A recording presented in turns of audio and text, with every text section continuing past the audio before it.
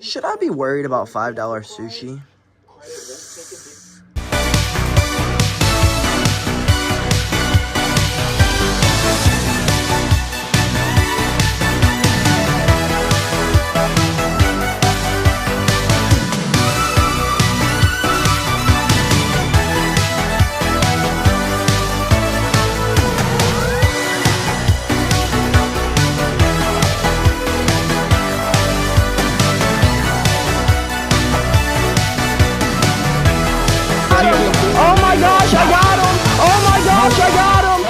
Good morning, folks, and happy Wednesday. So one of our clients booked us during class hours, so we are having to skip getting better today than we were yesterday to go get our client better today than they were yesterday. But does that mean we get to take the whole day off? Heck no. We still got some cardio to do, so let's go get to the gym. It's rainy out today, so I was gonna go do some trail runs, but I don't feel like getting my shoes all muddy, my feet all wet. So what are we gonna do instead? We're gonna go run on the treadmill, go knock out a little tread run. So let's go get in better shape today than we were yesterday. Well, we haven't made it to the gym. Let's run in here and hop on the treadmill, knock out a run, get in better shape today than we were yesterday. Cardio complete. And while we were running, or when we got done running, someone asked, how much cardio should I be doing? And to simplify, as much as you possibly can. To get more like technical about it, you should at least do cardio for 30 minutes. Because after that 30-minute mark, you've burnt off all of your glycogen, and now you're digging into your fat stores. So 30 to 45 minutes, even an hour. Really, as much cardio as you have time for. That's the best answer I can give. If you're wanting to lose weight, if you're wanting to get into the shape of your life, of course, add some strength training in there, but you're gonna have to do your cardio, folks. Do as much of it as you have time for. That's the easiest way to put it. As much as you have time for. But we've got to go get our client into the shape of their dreams and explain to them to do as much cardio as they have time for. Oh, wait, they're one of my clients, so they know that. So let's go get to their place. Well, we have made it to our client's place. Let's get in here and get them in better shape today than they were yesterday. A giant shout out to my client. They had a doctor's appointment yesterday. And at the doctor's appointment, they were informed that they have lost 20 pounds in the past 4 months. You know how amazing that is? To be the personal trainer that helped her lose that weight? That's a great feeling. Like I said, folks, get some movement in, get your cardio in as much as you possibly can, count your calories, get in a calorie deficit, and the weight will come off. It doesn't have to come off 20 pounds in a month. Like, that's honestly not safe for you at all. And you probably won't keep it off if you lose 20 pounds in a month, because you'll be like, I can do it again. But you lose 5 pounds, 5 pounds, 5 pounds, 5 pounds. You'll feel very, very, very, very, very proud of yourself. And my client was. But the bad thing about human psychology is it's never enough. She was proud of herself, but she was like, I got nothing to really be too proud of, because we still got progress we have to make. And I'm like, yes, you do still have progress you have to make, but that is 20 pounds. 20 pounds. How many people in the world cannot say that they have lost 20 pounds in their life? A lot of them. And how many people don't pick up the passion of weight loss and exercise and fitness and everything like that? They do it for the beginning of the year, and then they're done.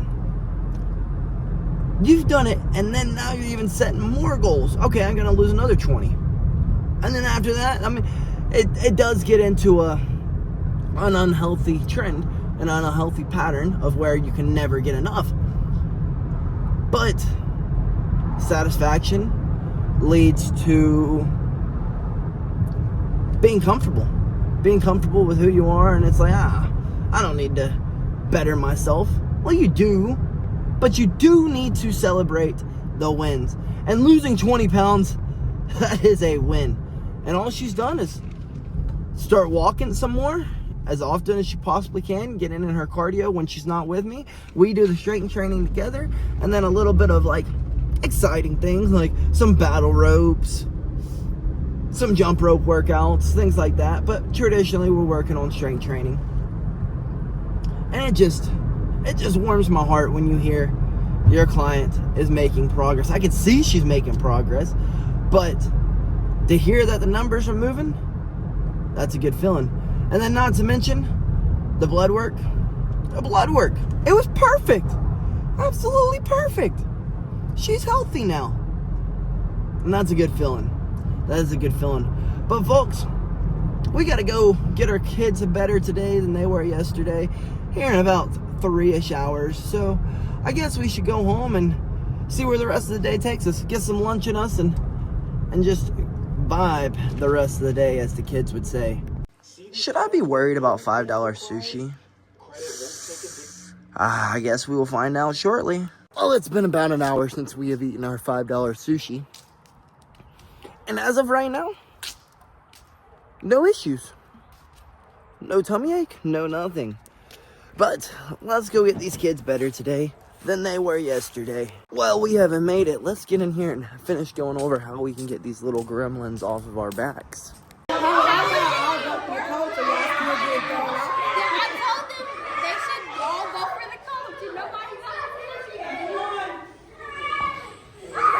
Push-ups. 5 push-ups. 5 push-ups. And kids class complete. And we started telling the kids a little bit about what competitions were.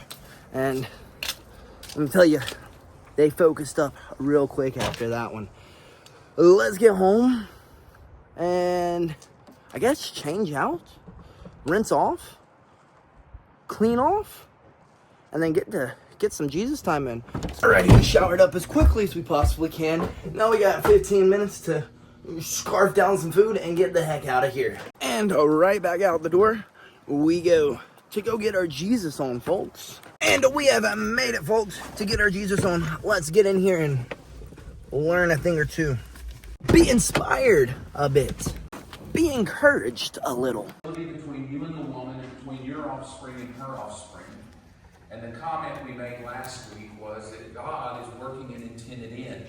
We're going to dig this out. Church was great, but I think the temperature dropped at least 10 degrees from the time we walked in until the time we left.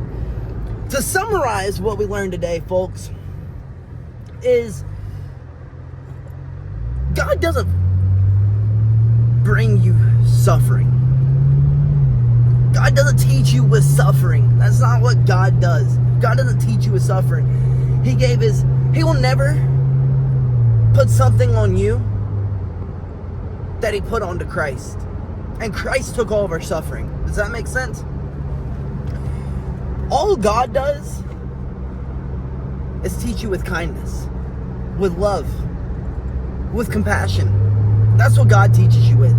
If he didn't, then he wouldn't have put all of the suffering and the pain and the angst and the blood on his son. We wouldn't have needed a Christ. If he was going to teach us with suffering, we would have never needed a Christ. He tried to teach us with suffering. He tried to wipe out the whole entire population, but as soon as they got off the boat, they started sinning again. They started living a non-holy life. So the real teacher isn't suffering. It's the kindness of the Holy Spirit. Does that make sense, folks? So be very careful. Not saying that like you won't suffer in life, because that's just life. But what I am saying is just be really careful. Be very careful. Don't blame God for your suffering. Don't do that. Because he doesn't cause your suffering. He shows you kindness. He shows you love. And he shows you compassion. And he's not trying to teach you with suffering. Sometimes he may put barriers in your life to keep you from one path to another.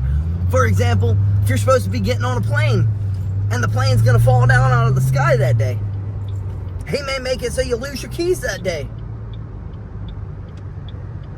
But he's trying to keep you from suffering. If you can wake up every day, it doesn't matter what day it is, and you go, oh, today may be a hard day, but I know that it's your plan. Whatever your plan is your plan. It brings you a lot of peace, folks. It really does. Really does. You get what I'm saying? Sometimes we have those days, those weeks, those months, those years that are just beating the mess out of us. But if we can always remember that his plan is never suffering. He doesn't want you to suffer. He wants you to be happy. He wants you to have peace. That's why he sent his only son to die on a cross for you. So anything that was put on that cross can't be put on you should bring you a lot of peace. It should. It really should. So remember, when you wake up tomorrow morning and you've woken up on the wrong side of the bed and you don't want to do it, it's cold outside, just remember that nothing that was put on him can be put on you. God said that, not me, not our pastor, not our preacher, but God. He said that. So just remember, it's all part of his plan. And if you can remember that everything is for a greater plan, it tends to bring you a lot of peace. If you lose something, it was part of the plan. If you lose a family member, it was part of the plan. If you lose the loved one, it's part of the plan. I don't know where I would be right now if it wasn't for losing a loved one. Don't get me wrong, I'm not thankful for losing that loved one at all. I wish he was here every day. I wish they were here every day. But I will say that if I sit there and I question, why is he gone? Why did they leave early? Why did they leave early? Why me? Why them? I'm going to live a very miserable and negative existence.